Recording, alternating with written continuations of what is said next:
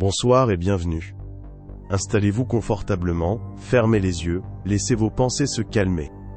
Ce soir je vais vous emmener loin au large, là où les vagues portent une légende née des ténèbres de l'océan. L'histoire d'un homme redouté de tous, à la barbe fumante, aux yeux de braise, dont le nom seul glaçait le sang. Voici l'histoire de Barbe Noire, le roi des pirates. Avant que son nom ne fasse trembler les océans, Barbe Noire n'était qu'un homme parmi d'autres. Et pourtant, même son origine est entourée de mystères. Les chroniques parlent d'un certain Edward Teach, parfois écrit Satch, né à la fin du XVIIe siècle.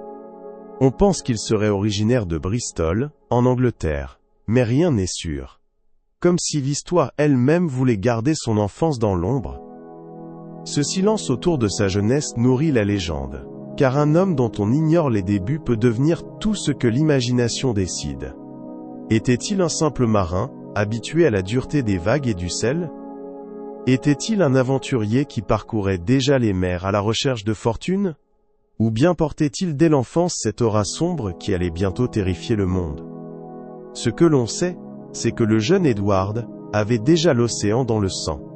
Les ports anglais de l'époque grouillaient de navires revenant des Amériques, chargés de sucre, de rhum et d'or. Les marins racontaient des histoires de batailles navales, de trésors enfouis, et de fortunes construites au prix du sang. C'était un monde où la frontière entre corsaires et pirates n'était pas encore claire. Car dans ces années troublées, les guerres d'Europe se mêlaient au commerce transatlantique. Beaucoup de marins anglais étaient d'abord corsaires, autorisés par leur roi à attaquer les navires ennemis. Mais une fois la guerre terminée, que devenait cette armée d'hommes aguerris à la violence et à la mer? Beaucoup devinrent pirates. Et Edward Teach, lui aussi, choisit cette voie.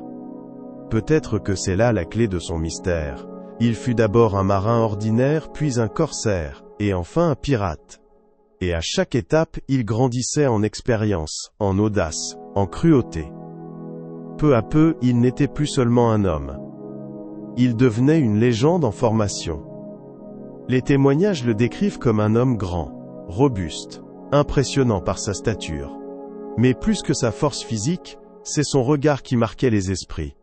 Un regard noir, profond, capable de glacer même les plus courageux. Déjà, on devinait en lui quelqu'un qui ne serait pas un simple marin, mais un maître de la peur. C'est ainsi que commencèrent les premières rumeurs. Un nom circulait dans les tavernes. Un nom qui n'avait pas encore pris toute son ampleur, mais qui sonnait déjà comme une menace. Edward Teach. Un jour, il deviendrait Barbe Noire. Au tournant du XVIIIe siècle, les Caraïbes étaient le théâtre d'un chaos fascinant. Entre les navires marchands chargés de richesses, les corsaires aux ordres des couronnes d'Europe, et les flottes de pirates affamés, l'océan était un champ de bataille permanent. C'est dans ce décor que le jeune Edward Teach fit ses premiers pas. On raconte qu'il aurait commencé comme simple marin, au service d'un corsaire, peut-être même durant la guerre de succession d'Espagne. Dans ces années, il apprit l'art de la navigation, le maniement des canons, et surtout le goût du combat. Il voyait déjà de ses yeux les fortunes qu'il était possible de saisir, et il comprenait que les océans offraient plus d'opportunités que les ports misérables de son enfance. Les guerres cessèrent, mais Edward ne retourna jamais une vie tranquille. Comme beaucoup d'autres marins, il choisit de rester en mer. Mais cette fois, sans bannière royale, sans ordre officiel. Il devint pirate. Son destin changea vraiment, lorsqu'il rencontra Benjamin Hornigold, l'un des capitaines les plus redoutés des Bahamas. Hornigold commandait déjà une petite flotte et recrutait des hommes robustes, habiles au combat. Edward Teach ne tarda pas à attirer son attention. Sa stature imposante, son regard noir et sa détermination faisaient de lui un allié précieux. Sous le pavillon de Hornigold, il participa à des attaques contre des navires marchands, pillant des cargaisons de sucre, de tabac et de rhum. Chaque victoire renforçait sa réputation, et bientôt, il n'était plus seulement un membre d'équipage. Il devenait un chef en devenir. Les témoignages disent que dès cette époque, il se distinguait par son audace. Là où d'autres pirates hésitaient, lui avançait sans peur. Là où d'autres négociaient, lui, frappait le premier. Il comprit vite que la terreur était une arme plus puissante que les canons. Car un navire qui cède sans combattre rapporte un butin sans perte. C'est dans ses premières années que son nom commença à circuler dans les tavernes des Antilles. Edward Teach, ce marin à la barbe sombre, se taillait déjà une réputation. Mais ce n'était encore rien, comparé à ce qu'il allait devenir. Car bientôt, il ne serait plus un simple pirate sous les ordres d'un autre. Bientôt, il serait Barbe Noire, le maître incontesté des mers. Si Edward Teach est devenu plus qu'un pirate, c'est parce qu'il a compris une vérité simple mais puissante. La peur est une arme, et lui, plus que quiconque, sut la transformer en outil de domination. Il était déjà un homme grand, large d'épaules, d'une force physique qui imposait le respect. Mais il décida que cela ne suffisait pas. Pour régner sur l'océan, il fallait plus que des canons et des sabres. Il fallait que son nom seul glace le sang. Alors il inventa un personnage, une apparition sortie des enfers, que les marins redoutaient, avant même de voir son pavillon. Sa barbe, longue et noire, devint son emblème. Il laissait pousser des mèches épaisses, qu'il tressait parfois en petites cordes.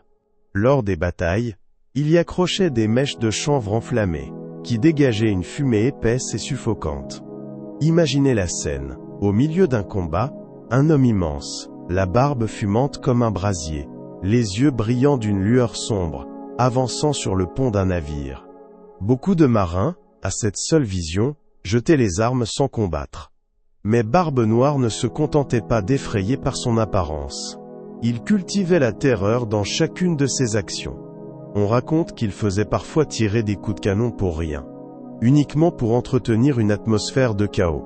Il buvait du rhum comme de l'eau, et pour renforcer son image de démon invincible, il laissait courir des rumeurs sur sa cruauté. Certains disaient qu'il tuait ses propres hommes pour entretenir la discipline, d'autres qu'il pactisait avec le diable. La vérité est plus subtile. Barbe Noire n'était pas seulement un sanguinaire. Il savait que la peur valait mieux que 1000 combats. Si un navire marchand se rendait sans résister, il obtenait son butin intact, sans perdre d'hommes. La réputation faisait le travail à sa place. En semant la terreur, il évitait souvent le sang inutile. C'est ainsi qu'il transforma Edward Teach en Barbe Noire. Un nom qui ne désignait plus un homme, mais une légende. Dans les ports des Antilles, les marins parlaient de lui comme d'un spectre.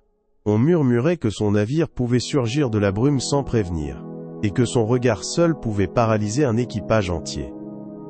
Petit à petit, son image grandissait. Barbe Noire n'était plus seulement un pirate, il était devenu le cauchemar des océans. Car bientôt, il ne serait plus un simple pirate sous les ordres d'un autre. Bientôt, il serait Barbe Noire, le maître incontesté des mers. Tout grand pirate a besoin d'un navire à sa mesure. Pour Edward Teach, le destin frappa en 1717, lorsqu'il croisa la route d'un grand bâtiment français, la Concorde. C'était un navire négrier, solide, rapide, et déjà habitué aux traversées transatlantiques. Barbe Noire et ses hommes réussirent à s'emparer de ce vaisseau après un affrontement. Ce fut un tournant décisif dans son ascension. Plutôt que de vendre la prise, ou de la transformer en simple navire marchand, il décida d'en faire son vaisseau amiral. Il le rebaptisa avec un nom lourd de sens. Queen Anne's Revenge. La vengeance de la reine Anne.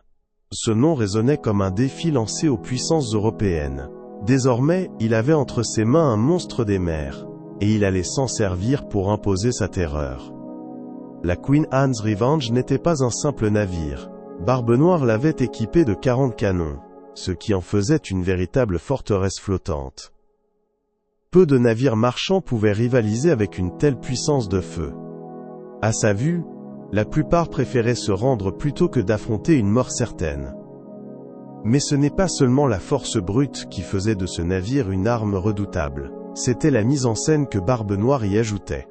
Ses voiles noircies par la fumée, ses canons rugissant à intervalles réguliers, et lui, gigantesque silhouette fumante sur le pont, donnait l'impression que la mort elle-même voguait sur l'océan. Chaque attaque devenait un spectacle d'horreur soigneusement orchestré.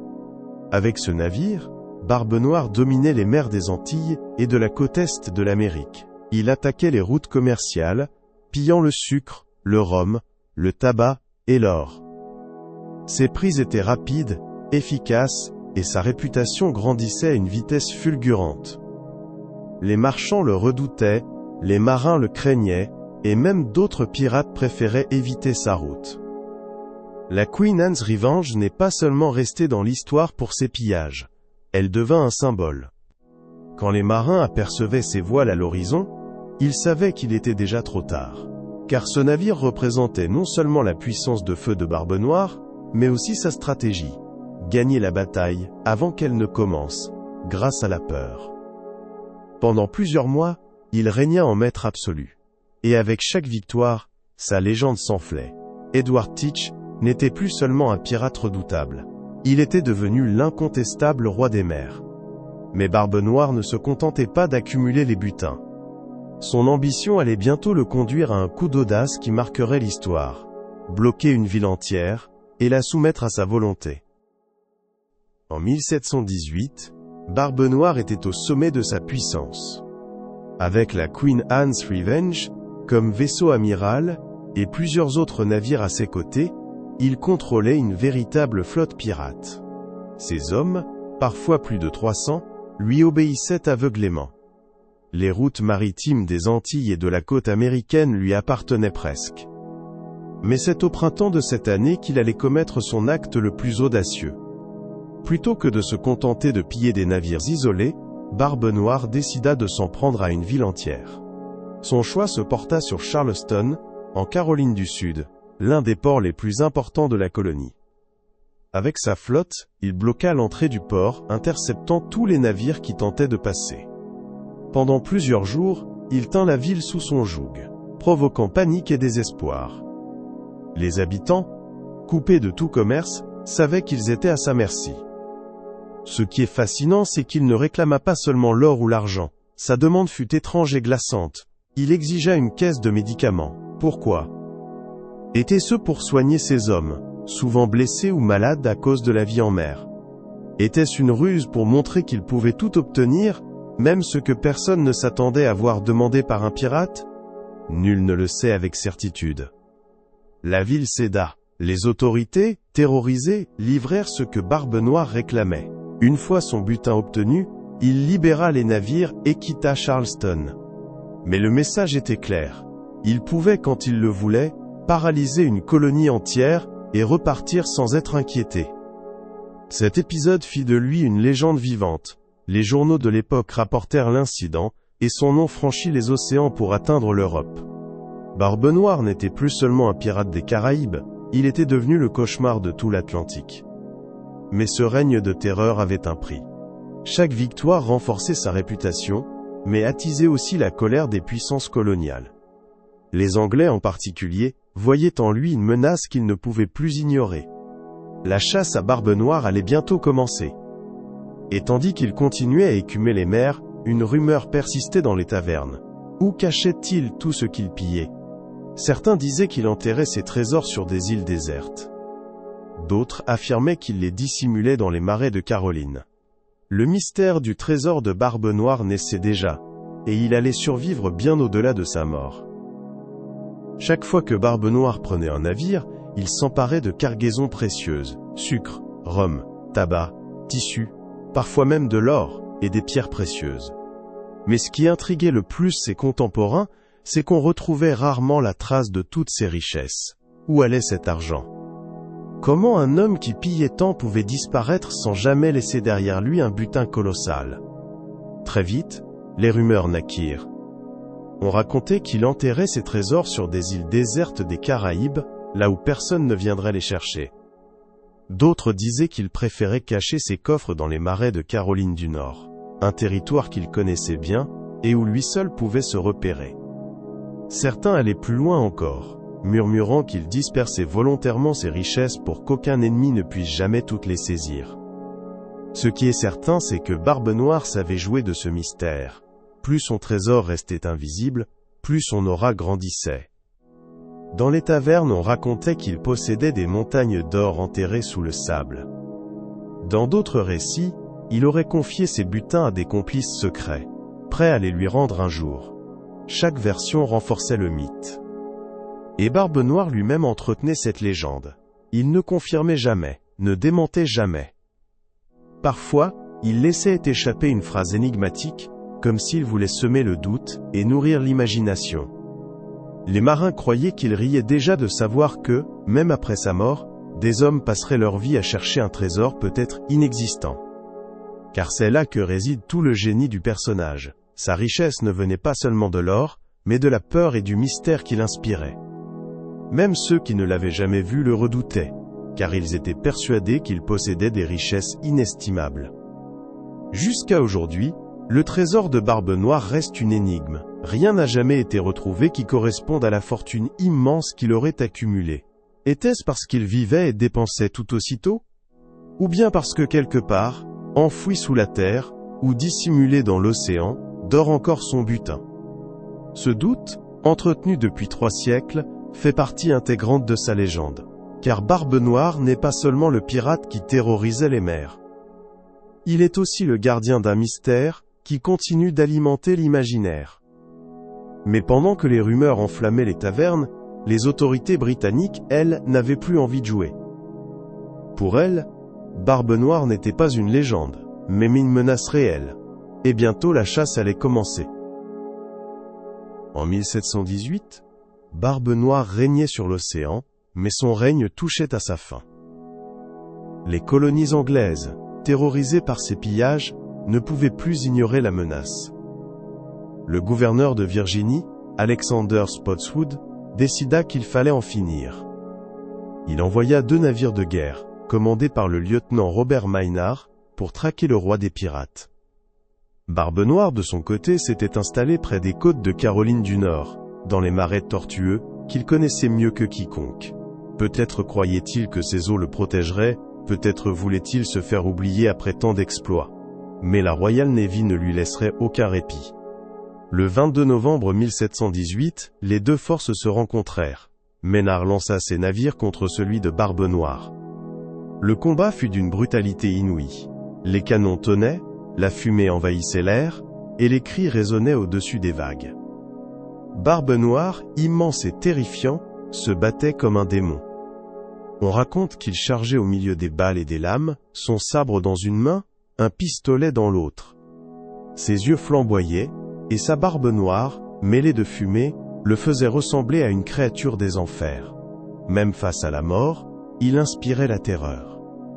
Le combat se resserra. Maynard, ruse ou désespoir, avait caché une partie de ses hommes dans la cale de son navire. Quand les pirates abordèrent, croyant la victoire facile, des dizaines de soldats surgirent et prirent Barbe Noire et ses hommes par surprise. La bataille se transforma en un corps à corps féroce. Sabre contre sabre, pistolet contre pistolet, le pont devint un champ de sang. Et au centre, Barbe Noire lui-même affrontait plusieurs adversaires à la fois. On dit qu'il reçut 20 coups de sabre et 5 balles, mais qu'il continuait à se battre, refusant de tomber. Il fallut le frapper encore et encore, avant qu'il s'écroule enfin. Même dans sa mort, il resta fidèle à sa légende.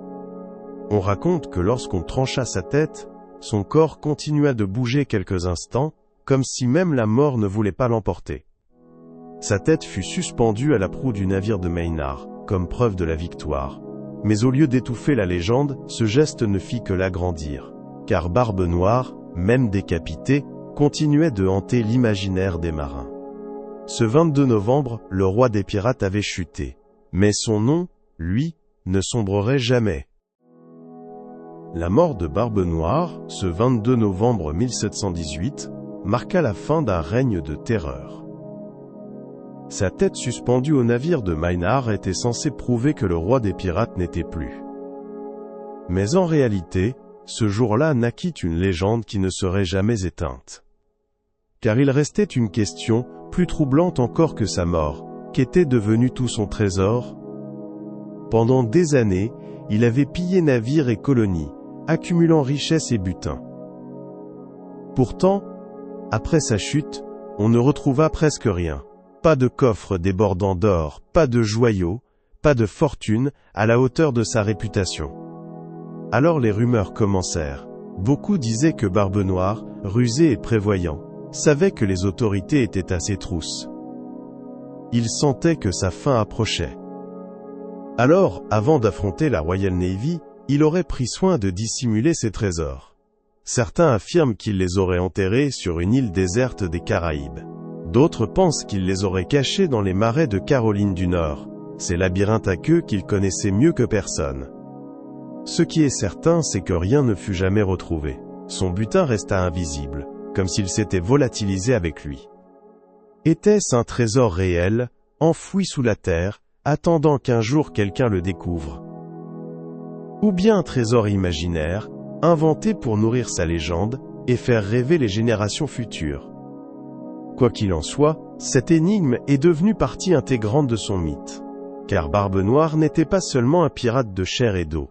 Il était une apparition, une idée, un cauchemar. Et son trésor caché, qu'il existe ou non, prolonge cette aura. Encore aujourd'hui, des chasseurs de trésors sillonnent les côtes, fouillent les îles et explorent les marais, espérant mettre la main sur le butin perdu. Mais peut-être est-ce là le dernier rire de Barbe Noire. Avoir créé un mystère si puissant que 3 siècles plus tard, on le cherche encore. Sa mort n'a pas effacé son nom, elle l'a gravé dans l'éternité, car Barbe Noire, même décapitée, continue de hanter l'océan, les ports et les songes des hommes. Et quelque part, peut-être sous le sable, ou au fond d'une crique oubliée, dort encore son trésor, silencieux, attendant celui qui saura le trouver. Ainsi s'accomplit la destinée de Barbe Noire. Un pirate devenu mythe, un trésor devenu mystère, une légende qui traverse encore les siècles. Bonne nuit, et que l'océan de vos rêves vous berce jusqu'au matin.